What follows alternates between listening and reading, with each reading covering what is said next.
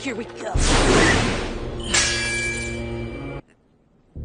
Unforgivable. Unforgivable. Unforgivable. Teresa's a murderer. She's a villain. She violated the organization's rules. Former number 2. During her time as a Claymore, she had incredible potential and, like Teresa, could fight without using her yoki. She rose to number 2 after just a few months and was sent to execute Teresa with Elena, Noelle, and Sophia. It was during this mission that she reached her limit and awakened, becoming the most powerful awakened being. And I never realized it would feel this good. Appearance. She appears to be in her mid-teens. She had blonde hair and silver eyes. She wears the standard warrior uniform. On her awakened form, she appears as a winged humanoid about 2 meters tall with a single horn on her forehead, rather like a Japanese oni. Her hair is similar to the way it was in her Claymore form, but more tousled than usual, and she retains much of her human face with the exception of her horn. In the anime, her skin is a light shade of blue-violet. Personality. Priscilla's personality goes through several phases. At first, she was childlike and emotionally distraught from seeing a Yoma kill her family. She saw everything as being black and white and viewed Teresa as evil for killing humans. Teresa's a murderer. She's a villain. She violated the organization's rules. When she lost control of her yoki and began to awaken, Priscilla begged Teresa to kill her. After awakening, Priscilla displayed an aloof, sadistic personality, finding awakening to be a pleasurable experience and immediately craving human flesh. And I never realized it would feel this good. Lay my face in the warmth of wet bloody entrails. Savor every piece of viscera, down to the last tiny bit. However, her mental state began deteriorating, and after her fight with Eileen, she lost her memories, her mind reverting to that of a child. Over time, she formed a bond with Rocky due to the lingering scent of Teresa through Claire. While traveling with him, Priscilla slowly regained her memories, though she continued to play the part of a child to manipulate him, starving herself to the point where her body degenerated. Abilities. As a Claymore, due to the fact she was very strong, Priscilla could fight hordes of Yoma with her yoki completely suppressed. This made her the perfect adversary for Teresa of the Faint Smile. Even while awakened, semblance of her yoki suppression was still present. In the north, Ricardo and Eileen were not able to detect the true extent of her power until much later, when they were engaged in direct combat. At Rocky's hometown, 7 years later, Renee did not detect Priscilla's yoki until Priscilla touched her. When Priscilla awakened, she could extend every part of her body including her horn, her main trademark.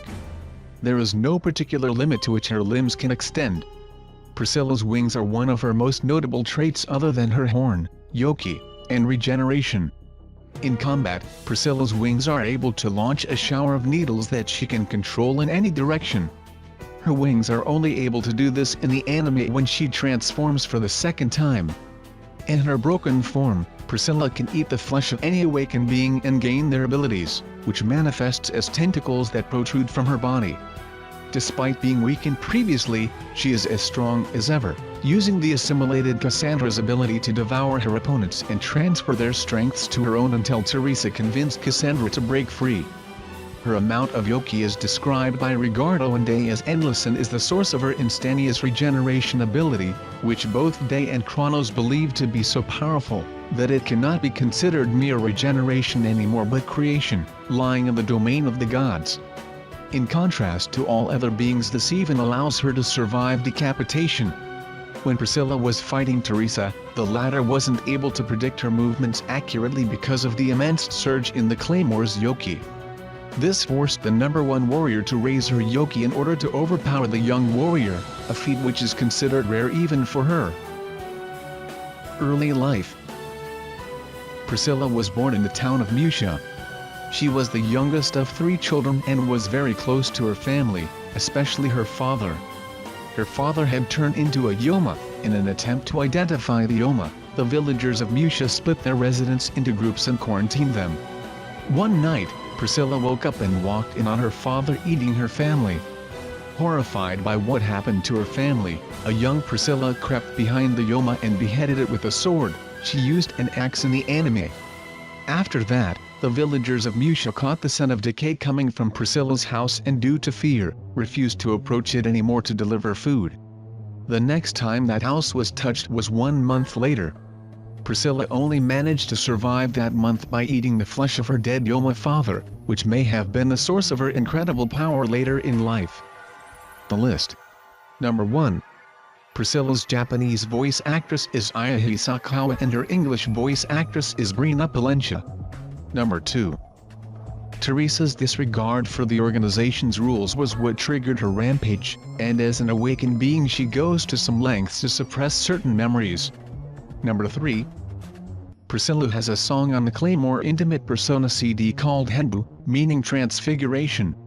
Number 4. Priscilla's awakened persona enjoys a challenging fight, such as the one against Riffel's daughter. As such, she pursues Claire hoping for the opportunity to face Teresa in combat again, though this is revealed to be driven by the subconscious desire to find an opponent strong enough to kill her once and for all. Number 5. In the anime, Priscilla regains her memories after sensing Claire, mistaking her for Teresa, and transforms into her awakened form. She fights Claire and defeats Miria, Helen and Denevi. She fully awakens into a bigger, stronger form, but Claire manages to defeat her. Rocky stops Claire delivering the final blow after Priscilla turns back into her human form and Ailey takes her away. She is last seen in the anime with Ailey. Number 6. When she awakened, the last remnants of Priscilla's humanity installed a psychic block to prevent her from noticing girls in the hopes they would become Claymore strong enough to kill her. Number 7.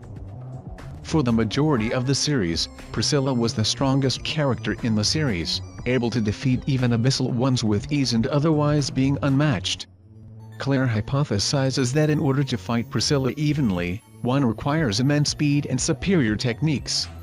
After being resurrected from within Claire, Teresa has since proven her overwhelming superiority, though she admits it was Claire's belief that she was invincible that enabled her to do so, and in life she wouldn't have taken Priscilla down so easily. Number 8. Rocky and Priscilla has almost the same story. Her father was taken over by a Yoma and killed her family, and she was forced to kill him. Because the villagers were afraid she had become a Yoma, they barricaded her inside the house for a month, forcing her to eat her father's corpse to survive. Number 9.